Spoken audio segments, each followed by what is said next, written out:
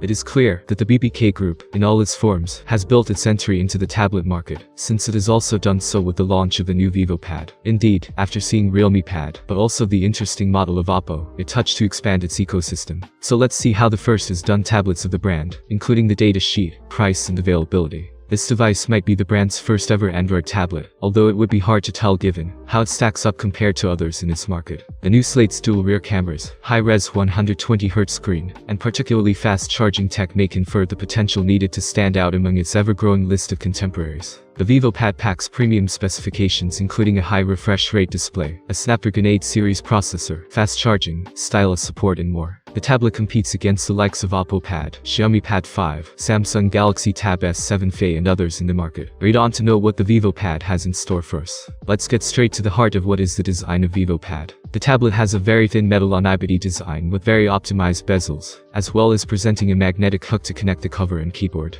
Among the accessories there is also one stylus to write and draw with the tablet, called Live Pencil. To this, we add a camera bumper different than what has been seen so far for the company, but which is close to the other new smartphone's Vivo X Note X Fold, therefore with a peculiar porthole to contain the sensors. Speaking of the display, the Vivo Pad is equipped with a panel LCD 11-inch with resolution 2.5K, 2560 by 1600 pixels, and 16 by 10 with refresh from 120Hz and support HDR10+ and Dolby Vision. This puts them on the same level as direct rivals of Xiaomi and Oppo, which therefore have a decidedly fierce competition. The first tablet from Vivo is also equipped with the chipset Snapdragon 870, the same seen on board Xiaomi Pad 5 Pro and Lenovo Xiaomi Pad Pro 2021. Under the hood, the Vivo Pad houses a Adreno 650 GPU. Unfortunately, the presence of the 5G, but they are not lacking Wi-Fi 6 and NFC, not common for a tablet. The device packs 8 GB of RAM and 128 GB onboard storage. Moving on to the battery instead, we have a unit from 8040 mAh, with support for quick charging from 44 watt. On the camera side, there is a double camera with a main sensor from 13 megapixel and a wide angle from 8 megapixel, while the selfie camera is from 8 megapixel and is positioned in the upper frame.